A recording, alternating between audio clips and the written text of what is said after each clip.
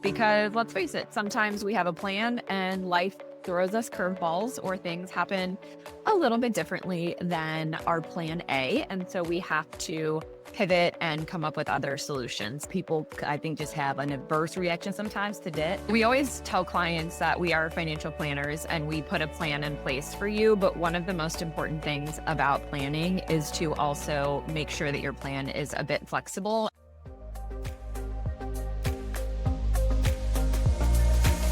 Hello, hello, welcome back. Hello, so good to see you as always. Great to see you too, partner. Welcome back, everyone, to Living Richly with Curo, episode 66. My name is Anne McCabe, and I am the CEO and a partner here at Curo Private Wealth. And I'm joined, as always, by my amazing, lovely, wonderful partner, Atricia. Oh, so kind. I am Atricia Roberts, COO and partner here at Curo. Thanks for either checking us out for the first time or coming back. We appreciate you all. If this is your first time, we are here to educate, inspire, and empower you on your financial journeys. We do that both here with our podcast, as well as what we do each and every day with our real life clients at Curo. So thank you so much again for joining us. So we're going to do something a little bit different today. We're going to try to make this episode nice and quick and chock full of real life examples. And today we're going to be talking about unique ways to fund your next big financial goal. Because let's face it, sometimes we have a plan and life throws us curveballs or things happen a little bit differently than our plan A. And so we have to pivot and come up with other solutions. So today we are going to share some real client challenges that Atricia and I have been working, and our whole team really at Curo have been working on with clients. We are obviously not going to share client personal information. We're going to talk generally about the cases, but we wanted to share some unique ways that if you find yourself in a situation where you have to fund a financial goal, and again, maybe you had a plan or you had an expectation of the way it was going to happen, and then something different came down the pike. We just want to give you some examples of some real life solutions and ways that we've been able to help clients. Yeah, excited to share. It's always interesting, kind of fun and challenging when you get to get creative, when the things happen unexpectedly, and now you really got to kind of sort through the ways we solve this. So I think these stories will be pretty interesting to share. Yeah. And, we always tell clients that we are financial planners and we put a plan in place for you. But one of the most important things about planning is to also make sure that your plan is a bit flexible and that you can pivot and tweak when life happens, because we all know life happens, right? And so when you're thinking about doing financial planning, if you're working with someone like us, we will definitely take this into consideration. But if you're doing it on your own or working with someone else, just make sure that those plans have a bit of buffer and flexibility in case things don't happen exactly the way you expect. Yep, agreed. All right. Well, I'm going to kick us off with the client example number one. So these are clients of ours who are building a place in Florida. So the husband is going to retire early next year. And they also have a home here in Virginia. And their original plan was still to sell the Virginia home and use the proceeds from the sale to buy the Florida property. We see this all the time. Makes sense. Easy enough, right? Well, they won a lottery for a lot. And so things did end up happening a little bit quicker than expected, which was great news. However, the challenge is that they did not know that when they were going to do the new build, they actually had to pay upfront for all of the upgrades to this new home, including the pool. First world problems, right? But still a problem. All of a sudden, they're like, we need $250,000. And I'm like, all right, well, what are our options here? So they do have over $200,000 in cash, but obviously we don't want them to fully deplete that and be left with zero emergency fund. Y'all who have been listening to us for a while know we always talk about having enough liquidity and emergency funds. They also have a taxable investment account with us, which is just a non-retirement investment account. But the challenge in liquidating that, good challenge, is that we've made a lot of money in that account. And so if we fully liquidate that investment account, now all of a sudden they've got a tax bill for the capital gains that we would be realizing. So what we did is we talked to them about what's called a securities-backed line of credit. We call it SBLOC for short. And basically, what you do in an SBLOC is you take your non-retirement investment accounts, your taxable account, and you use that as collateral to take a line of credit against that investment account. So interest rates are, high right now. And so the interest rates are not as attractive as they were when the federal funds rate was closer to zero. But this is still much better financing terms and interest rate than something like a personal loan or a credit card because you are securitizing that loan with an actual investment account or collateralizing with an investment account. So they liked that idea. They didn't want to fully deplete their cash, and they liked the idea of taking an SBLOC. We ended up taking some from their cash reserves and then the rest from the SBLOC. But these are great tools to use, especially in real estate sorts of situations like this, where we've got a short-term funding need. So we don't want you to have a balance on this SBLOC, for years and years. But in this case, we're just waiting until they sell the Virginia home, and then they'll be good to go and they can pay off the SBLOC. Yeah, well, the case is not the same, but I also have a case where we utilized an S block to meet the client's short-term sort of bridge financing needs. So in this case, she is an older client, has been retired for many years, no reportable income outside of investment. So it's been very hard to secure any sort of a bank financing. But what she was looking to do was sell the home she's in and downsize, going to a condo, and needed to figure out how to bridge the gap and being able to purchase the new property before selling the old one. This client, again, is a little older and has a trust portfolio of stocks that are highly appreciated.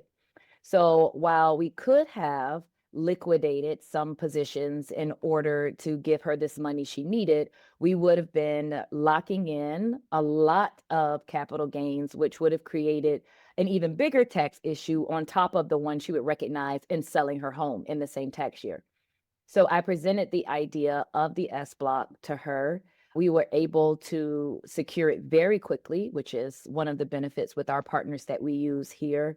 And it worked out so perfectly for her. We got it done. She was able to buy the property cash as she wanted to do. Her home actually sold more quickly than she'd even assumed that it would, which made it even better. She was nervous a little bit about the interest rate on the line of credit, but we were able to pay that back, I think, within maybe like 45 days. It worked out so well for her. So the S block, or the securities-backed line of credit, has been such a helpful tool in helping to meet those short-term financing needs around real estate for Curo clients. Yeah. And then they have the line open too. So they Yes. can tap it if they want to for, something in the future, and you only are paying interest on the balance if you take a balance against it. Yeah. So one risk we do want to mention, because SBLOCs so far we've been talking about all the positives and it kind of sounds perfect, and they are a great solution, as Atricia just mentioned. The one risk that we do want you to be aware of if you're considering something like this is if the market all of a sudden takes a big downturn. Remember that your investment account is collateralizing this loan, so the bank may come back and say, "Hey, we need you to either pay down the loan or we need you to put more money into the account." So we generally want to reserve this sort of thing for folks who we feel comfortable could be in a situation to do that, like the clients that we're talking about, where they do have assets they could liquidate or they do have cash they could access if need be. So we just wanted to mention that as a possible risk that is important for everybody to be aware of. Yeah, and the other note as well is that S blocks typically are only allowed on non-retirement investments. So even if you have large retirement accounts, Roth IRAs or traditional rollover IRAs, usually the lender will not allow you to collateralize retirement assets. So just a note, you can only typically do it on non-retirement assets. Yeah, great point. Okay, client number two, story time. So this client is a partner in her law firm, and she had to make a capital contribution into the practice. And I don't want to say it was unexpected, but the clients thought they would be in a better cash position by the time the capital call came in than they ended up being. So they were in a situation where they could have used their cash to make the capital contribution. However, it would have totally depleted their cash reserves. You're hearing a theme here. And so we didn't want to do that. And luckily, the firm has pretty good agreements with a couple large banks for some super attractive financing options. So we did look at the SBLOC option for them. However, the interest rates that they had access to through the banks, through her law firm, were actually much more attractive, to the tune of about 2 percentage points less, which is substantial when you're talking about a large sum of money. So what we did with her is we helped her analyze, number one, the two banks that she had access to. And then once we picked the proper bank for her, then we helped her decide which one of the options of the terms made the most sense. In one case, the loan was amortized over 5 years. She had to make principal and interest payments every month, and the amount was going to be, quite high of a monthly nut. In the other case, it was an 8-year loan with a 3-year interest only payment with just a slightly higher interest rate. So we did end up going with that option to give them flexibility. But our recommendation was, listen, try to make the payments that you would had the loan been amortized over 5 years. So you're not just making interest only payments, you are paying down that principal. But if something happens, you have the flexibility to maybe like 1 or 2 months make interest only payments. So that worked out really nicely. And she was able to make the capital contribution and not fully deplete cash reserves. Yeah, that's fantastic. And I also think it brings up a good point as well about financing over a certain term doesn't mean that that's the payment you have to make. So we talk a lot, I think, with several clients, even when they're buying cars, right? Should I just take the money out of the investments and buy the car in cash, or should I finance it? I mean, there are times when clients get approved for a 0% financing or for a very low rate. And just given even where cash yields are right now, sometimes it makes sense to do the financing. People, I think, just have an adverse reaction sometimes to debt, but the financing makes sense. And it doesn't mean, like in your client's case, that you have to make that interest only minimum payment. If you've got the cash flow, you can still make the larger payment to get that debt paid down faster. So I think that's a really good point about that sort of strategic planning of how you handle debt. Yeah, absolutely. All right. Okay. So Next client up. number three is one of my clients, ultra high net worth, but has liquidity issues. So this has been an ongoing challenge with these clients for several years, because while they have lots of money, some of it, most of it is tied up in tax deferred accounts, which means if they were to just take distributions, we would be talking about 100% ordinary income, which would be significant for them. Well, these particular clients were presented with a pretty rare real estate development opportunity in Virginia, one that they didn't feel they could pass on, and they needed a substantial amount of money and needed it in short order. And when I say substantial, I mean $2 to $3 million. So obviously, while the client has the assets, it wouldn't have been ideal to take a $2.5 million 100% ordinary taxable distribution in any one tax year. So one of the options we looked into was how we leverage their permanent life insurance policies. So these particular clients, many years ago, I'm talking decades ago, purchased universal life and variable universal life policies.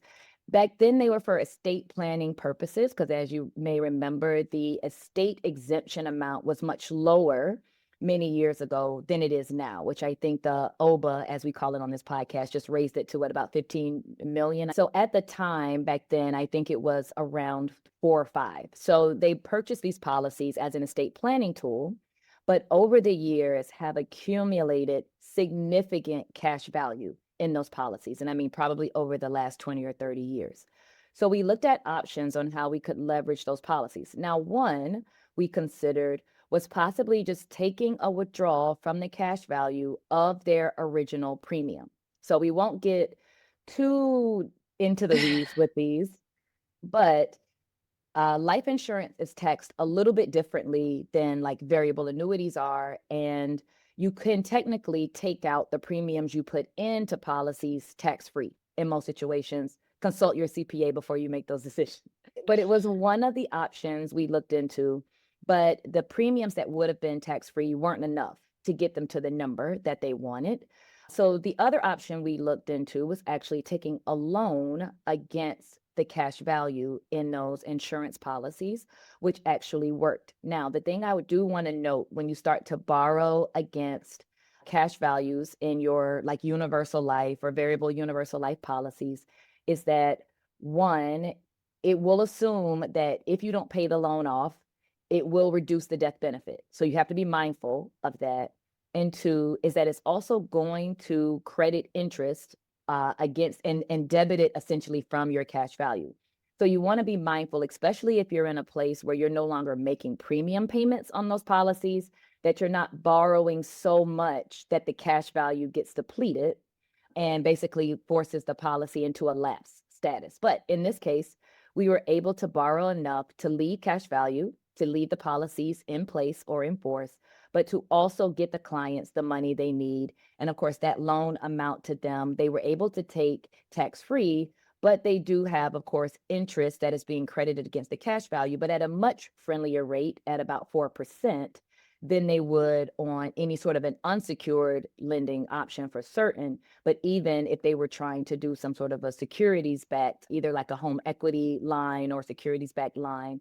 So it actually ended up being a really good option to fund this investment deal. And then, of course, we're working with the strategic planning on whether or not it even makes sense to pay the loan back completely, because in these clients' cases, they're not as concerned about the larger death benefit because, of course, now the estate laws have changed. Right. Exactly. So if when they pass, it can just get paid off versus Right. them having to pay it off. Yeah. Having to pay it off now. Awesome. Awesome. All right. Last up, I believe we're on example number 5, if I'm correct on the I listing. think so. So this is another example, another real estate example. So these clients found a home out of state, out of the state of Virginia, where they want to eventually land in retirement. The wife is already retired. The husband will retire here in the next few months. And their plan also was we'll sell our Virginia home and we'll use the proceeds to buy this new home. Well, because the husband is only working, so he's the only one who's earning income. And Atricia mentioned earlier, sometimes with mortgage companies, that can be an issue. And the fact that they found this home quicker than they originally thought, which also happens. They spoke with a loan officer, and the loan officer said that they had to put 75% down on this new property to make it work, which would, you probably know, completely deplete their cash reserves. Again, this is the trend. So we talked with them about a couple of different options. Number one, there is the possibility. Oh, let me back up. These clients have a large retirement portfolio, but do not have really any taxable investments. So they would not qualify for that SBLOC that we talked about earlier. Just a side note, this is one of the reasons that we generally recommend for clients to have investments outside of retirement, because it's really important in situations like these for you to be able to access taxable investments with no, liquidity restrictions. End of side note, back to story. So we discussed with them that you do have the possibility of doing basically a tax-free, interest-free loan to yourself from your IRA. The way the mechanics of this work are you can take a distribution from a traditional IRA. You don't do any tax withholdings. And as long as you put the full amount back into your IRA within 60 calendar days, let me repeat that. 60 calendar days, not business days. not 61 days, not 62 days, hard, fast 60 days. The IRS does IRS, not mess nope. around. And they don't care about holidays either. So the federal Nope. holiday counts. Correct. Correct. So as long as you put the money back in within those 60 calendar days, it's considered an IRA rollover and it is a non-taxable event. So we talked with them about this possibility. However, because of that 60-day window, and we're talking about $600,000 here, Mm, we felt like that was risky. The real estate market has slowed quite a bit. We don't know how long it's going to take for them to sell their Virginia property. We don't know if they're going to have to reduce the price to get it sold. We're seeing that happening in the real estate mm-hmm. market.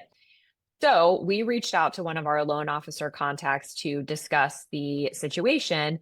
And he has access to a program called Borrow Before You Sell, where these clients could put down anywhere from 5% to 25%. Mm. Remember, they were originally told 75, so this is a massive improvement.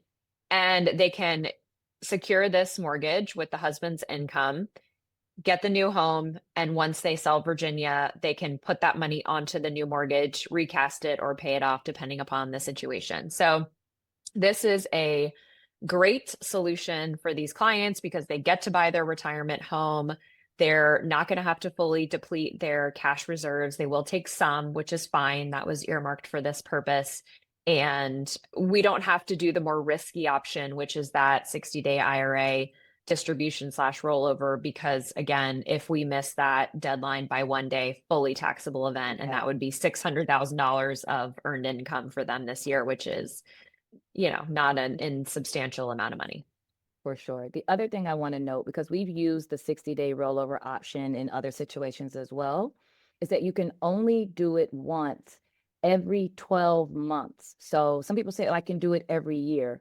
You can Nope. only do it every 12 months. So if you took the first distribution in February of, let's say, this year, you can't do another one until after that date of February of the following year. So just as a reminder, it's not something that you can continuously do, like put the money back and, oh, I'll do it again.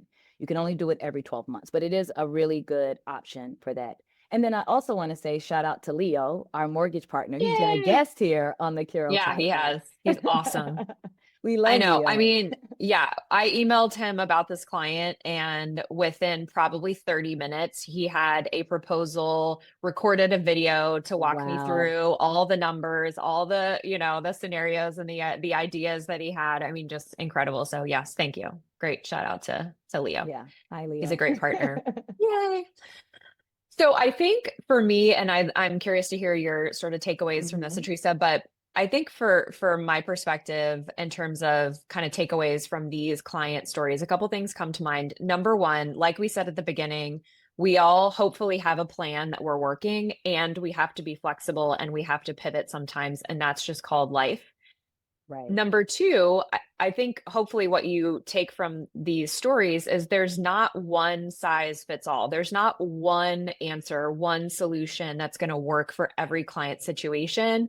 And that brings me to my third takeaway, which is the importance of having partners like us or any other professionals who you trust, who can help you understand your options, understand the risks, the pros and cons, help you make an informed decision that aligns with your financial plan and does not blow your financial plan up. Because a lot of times these things can completely derail your plan. And in these client situations that we're talking about, the beauty here is we did have to pivot. We did have to make different choices than were the plan A, but we're not completely blowing up our clients' financial plans. They're still on track. They're still in alignment, and it all really is working beautifully. So I Yeah. think just the importance, like we've talked before, about having those partners, having those professionals who have your back, who know what you're trying to do, what's important to you, and can give you the best advice possible in your best interest. Yeah, I don't think I could have said it any better than that. But I know a lot of people may get hung up on, well, why do I have to pay a professional to do these things for you? But remember, price is only important in the absence of value. And if partners are providing value that keeps your financial plan on target, that helps you come up with this creative strategies for how to achieve your financial goals, then isn't it worth it? I think it's completely worth it. The other Agreed. thing I think is a really good takeaway too, I'll double click on Anne's earlier point, is that you want to make sure that as you're starting to accumulate assets and build assets, that you're doing them in diverse buckets, right? People focus a lot on maximizing retirement plans, which is fantastic. It's a great idea. But if you can, you want to start building other sources of wealth outside of just a 401k, because these are the things that provide us a lot of these options when you're in that retirement phase and you need options for helping to achieve those goals. And then the other thing I will say too is sometimes your plan, it'll still be a plan A, it'll just sometimes happen out of sequence, right? It wasn't the Yeah. sequence of steps that you were planning for, right? You want to build a home, you thought you would sell your current one first, or you again won the lottery for a lot of land and you weren't anticipating it to happen that quickly. So being flexible, working with professionals who can help you pivot is vitally important so that even when it's going to plan, the plan is just going a little out of sequence, you have partners and professionals who can help you navigate those changes. Ugh, such a good point. Beautiful. Thank you. Of course. All right. Time for a quick closing thought. I'm happy to start today. I just have Yeah. something to read that I came Okay. across that I thought would be beautiful, and I thought of you as I always do. Okay, ready? Yep. What a privilege it is to be tired from working out a body blessed with health. What a privilege it is to be exhausted from a job you once begged the universe for. Mm. What a privilege it is to feel overwhelmed by the growth you once dreamed about. What a privilege it is to be challenged by a life you created on purpose. And what a privilege it is to outgrow the things you once settled for. Or Ooh. people, fill in people there too. I So love I that. saw, I know, right? I'll text it to you so you have it in your Thank you. records. I saw that and I thought it was beautiful, a beautiful reminder. And I thought of you because, we're in a little bit of a challenging season here with the growth of the firm, which is a beautiful Hmm. thing. It's a wonderful problem to have. And it's also, it takes some time and some energy to make it all work and make it all happen. And I saw that and I was like, you know what, some days we joke about busting open the emergency bottle of bourbon. Yeah. But it's a privilege, it's a It privilege to is. be in this situation. It's a privilege to get to work with you each and every day and our whole team.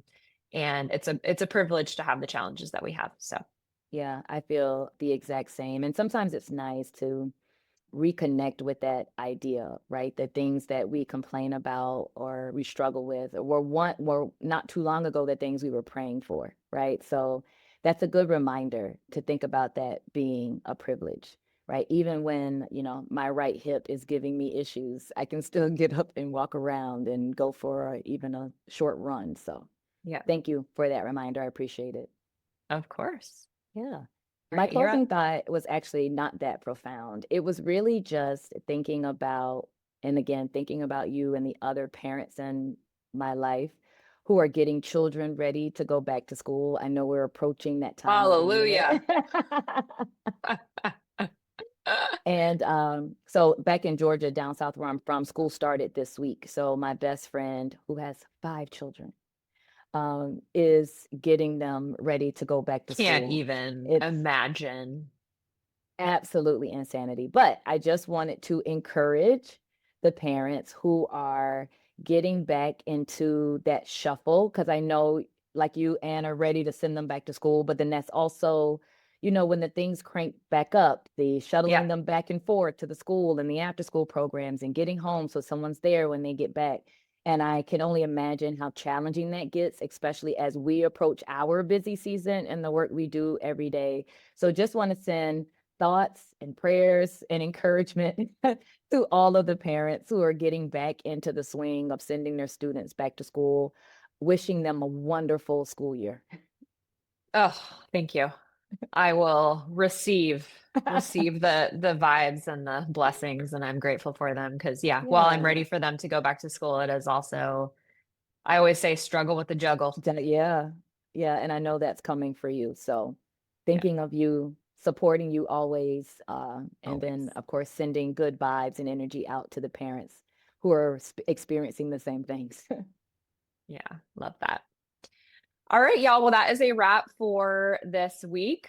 Thank you so much, as always, for joining us. We will be back with you next week for a brand new episode. And until then, live richly. Thanks again for tuning in. If you enjoyed today's episode, please be sure to subscribe and share it with someone who might benefit from it. Friendly reminder that this is for informational purposes only. For additional information, please visit us at www.curoprivatewealth.com. Until next time, live richly.